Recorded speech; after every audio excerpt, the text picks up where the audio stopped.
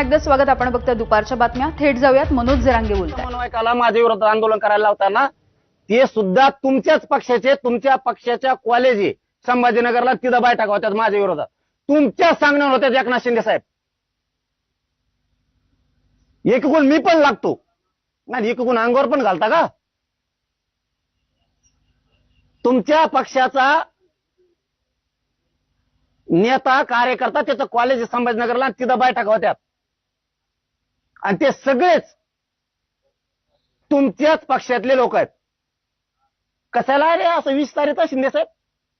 ठासून करावं, काय करायचं? मैत्री करावं तर ठासून करावं, शत्रुत्व करायचं ठासून करावं. तुम्ही असे छक्केपंजे खेळताल असं मला कधीच अपेक्षा नव्हती शिंदे साहेब तुमच्याकडून. कारण आम्ही मराठीच्या पोरांनी तेवढ्या खस्ता खाल्ल्या तुमचे लोक निवडून आणताना. आम्ही थोडं बी लक्ष दिलं नसतं ना, तुमचे लोकच निघले नसते. तुमचा गद्दारीचा डाग पोसाला आम्ही मराठी आहेत.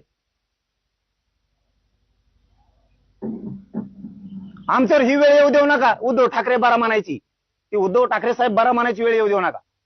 कारण का आम्ही तेवढं रक्त झिजलंय. 1 रुपया घेतलेला नाही तुमचा, 1 रुपया.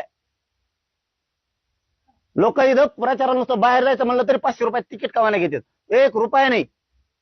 विचारा उदय सामंत साहेबाच्या शब्दावरती. अरे ते माणसं बरे असे वाटायला लागले, ते उदय सामंत साहेब, शंभूराजे देसाई साहेब, तुम्ही लीडर आहेत. आणि आमच्या मराठ्यांचा माणूस म्हणून शिंदे साहेब तुम्हाला तळ हाताच्या फोडवर घेतलाय आम्ही. आणि तुम्ही ओबीसीचे लोक आमच्या अंगावर घालता, आमच्या विरोधात आंदोलन बसवता. ते आंदोलन माझ्या विरोधात बसवायसाठी छत्रपती संभाजीनगरला तुमचा लीडर पक्षाचा तिथं बैठका घेतो त्या कॉलेजवर, आणि मग आता आंदोलन करणार माझ्या विरोधात. आणि ते शिंदे साहेब लोक. आणि शिंदे साहेबाची प्रतिष्ठा वाढवायला फडणवीस साहेबापाशी आम्ही शिट निवडून आल्यावर तुमचं प्रतिष्ठा वाढेल ना. पहिल्यावर तुम्हाला विचारेन का कोणी दिल्लीत? आणि त्याच्यात ही उपकाराची परतफेड कराल का शिंदे साहेब तुम्ही? त्यांना बळ घुमरे साहेब देणार, परत तो शिरसाट साहेब देणार त्या बैठका घ्यायला. याच्या अगोदर सुद्धा मी 1.5 वर्षापूर्वी सांगितलं होतं, शिरसाट साहेब तुम्ही करताय ते चूक करताय. तुमच्या बंगल्यात बैठका झाल्यात आणि तुमच्या बैठका, त्या बंगल्यात बैठका घेऊन तुम्ही माझ्या विरोधात आंदोलन करायला लावायला लागलात. ही मला माहिती मिळाली आणि तुम्ही फोनवर म्हणलेलं मला इथून पुढे होणार नाही. होय, झालं ते झालं.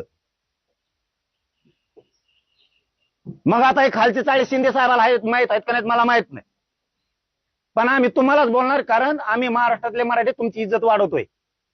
तुमचे न येणारे कानाकोपऱ्यातले सीट आमचे लोक निवडून आणतात आणि तुम्ही आता ही गेम करणार आमचा. आणि फडणवीस साहेबांनी तो मागा लावलाय, तो बावनकुळे. त्या बावनकुळ्यांनी एन्डोर्समेंट करून पत्र दिलंय नोंदी रद्द करा म्हणून. मला हे दाखवायचं नव्हतं. मी लाड साहेबाला त्यावेळेस सांगितलं होतं की तुम्ही चांगले काम करा, असल्या खोड्या करू नका.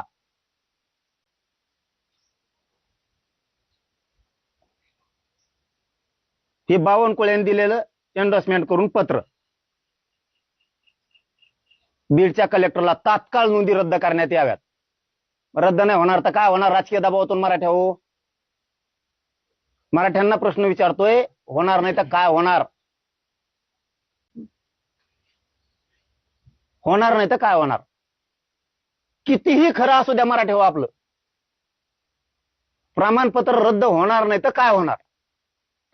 सत्ता त्यांजवळ आहे, अधिकारी त्यांच्या हातात आहेत. जे बोगस बोगस उठवले कालपासून